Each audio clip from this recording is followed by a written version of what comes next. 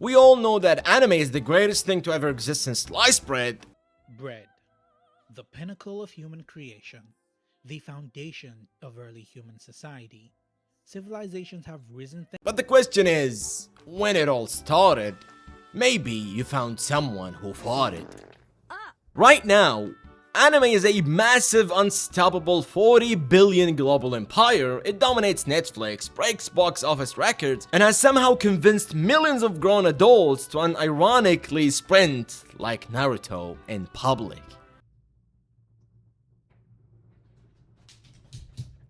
But a century ago, the entire industry was just the three guys with the same cardboard, a dream, and a massive desperate urge to copy Walt Disney.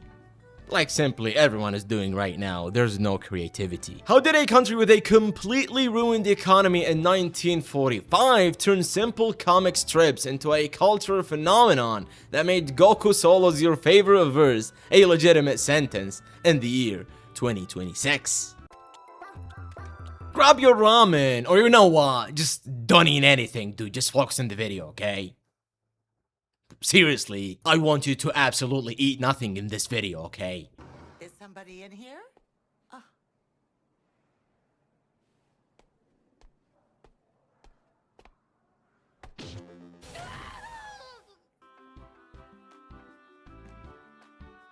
To find the absolute birth of anime, we have to go back to 1917.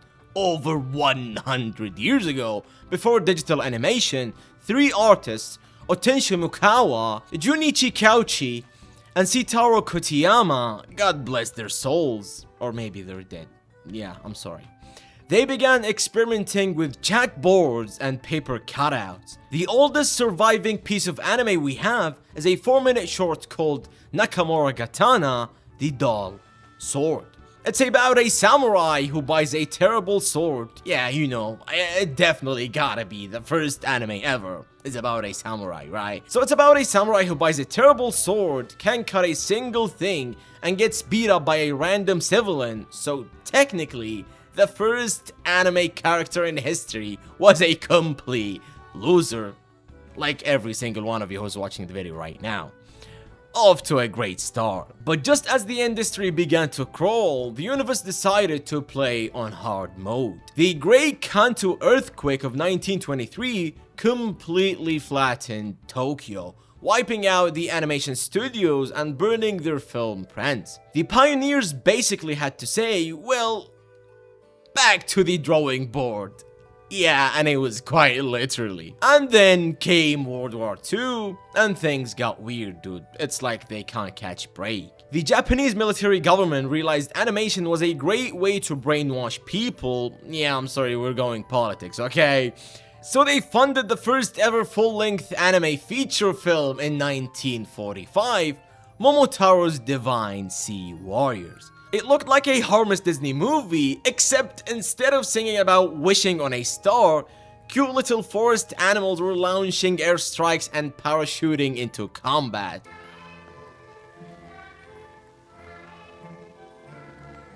When the war ended, Japan was economically devastated.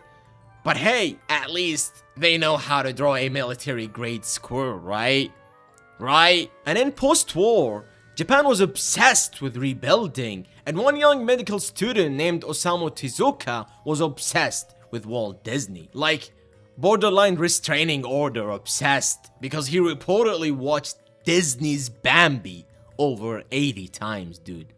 I've never even watched it, what the heck? Tezuka copied Disney's signature giant expressive eyes, slapped them into his own characters, and birthed modern manga. In 1963, he released Astro Boy on TV. It was a massive hit, but there was a catch.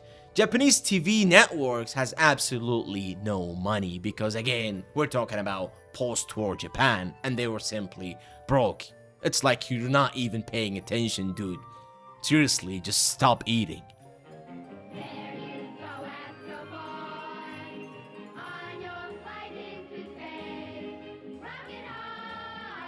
Animating a smooth weekly show was financially impossible.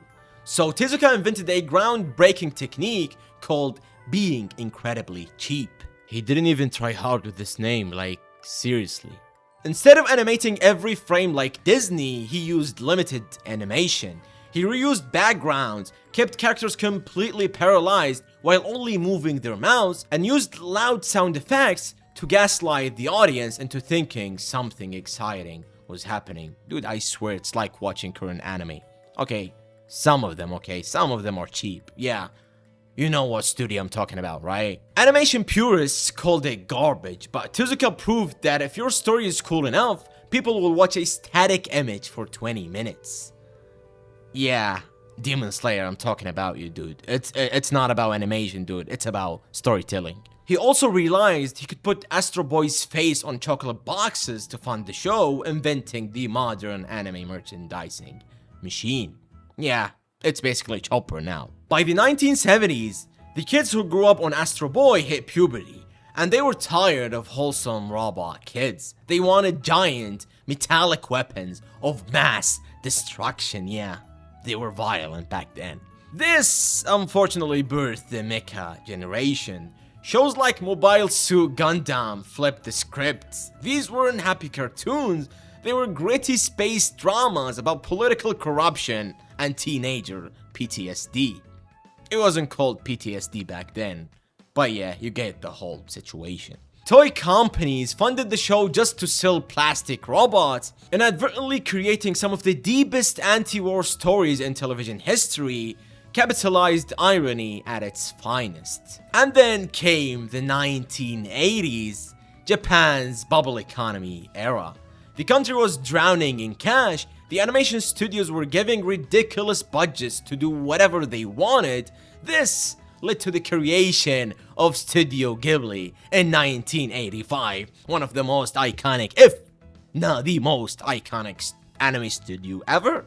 Maybe not even anime, cinematic studio ever, where Hayao Miyazaki started making beautiful masterpieces and secretly judging everyone else in the industry. It also gave us Akira in 1988. Akira looked at Tezuka cheap budget hacks and said, "Hold my neon bike." They used 160,000 hand-drawn frames and pre-recorded dialogue track. It was so visually spectacular that Western Hollywood executives looked at it and went, wait, Japan is cooking, we need to pay attention, because they wanted to steal it. If the 80s was the setup, then the 90s was the global hostile takeover. Western TV channels needed cheap content, so they imported Japanese shows, slapped on aggressive English dubs, and created programming blocks like Toonami. Suddenly, millions of suburban kids were rushing home from school to watch Dragon Ball Z, a show where two buff guys who literally stand on a rock and yell at each other for 3 consecutive episodes before throwing a glowing ball. And we loved every single second of it. One of my favorite shows, animes, mangas of all time. Sailor Moon redefined girl power for an entire generation, and Pokemon became a literal virus that took over the world's economy. Quite literally. 40 years later, dude, I'm telling you, it's the most expensive thing ever. Meanwhile, back in Japan, the economic bubble burst and everyone got depressed. Naturally, this inspired Neon Genesis Evangelion in 1995, a giant robot show that slowly devolves into a 26-episode therapy session. Okay, I'm losing my voice, about existential dread. By the way, I still haven't watched it. NGE fans, I'm sorry. By 2003, anime was so mainstream that Hayao Miyazaki won an Oscar for Spirited Away. He didn't even show up to the ceremony to accept it because he was protesting the Iraq War. Ultimate Chad move. In this era, honestly, I don't think anybody's gonna do this. Now, speaking of modern era, now welcome to the modern era of anime, where you no longer have to buy a bootleg VHS tape from a shady guy at a comic convention just to watch an episode with Comic Sans subtitles. The internet and streaming platforms turned anime from a nerdy, gate-kept hobby into mainstream pop culture, and people actually making a living out of it. Now, studios like MAPPA and Ufotable are flexing their digital animation budgets so hard that a single fight scene looks better than most Hollywood movies. Shows like Attack on Titan, Jujutsu Kaisen, and Demon Slayer literally break the internet every single Sunday. Now they're gone, but you get what I'm saying. We've gone from paper cutouts to arguing on TikTok about whether a character with white hair is attractive or not. I'm gonna call this progress. And yeah, I'm not gonna talk about the goons. So, that is the history of anime. It survived earthquakes, literal world wars, total economic collapse, and decades of people saying cartoons are just for kids. Now, are you a kid or not? Speaking from a 22-year-old, I don't think I'm a kid anymore, unfortunately. Only to become the most influential cultural export on earth. Not bad for an industry built on cutting corners and copy-pasting Walt Disney. So from this video, from Marco Extended Universe, from the Phoenix himself, I'm gonna say Walt Disney, thank you. You have finally did something nice. Now before I leave you all to finally go and eat something, the only question is, when did you start anime? Just write whatever you want about anime. I think I started when I was, I don't know, 5 years old, watching Dragon Ball and all these type of anime, Pokemon, everything. So yeah, write in the comments. And get out of here.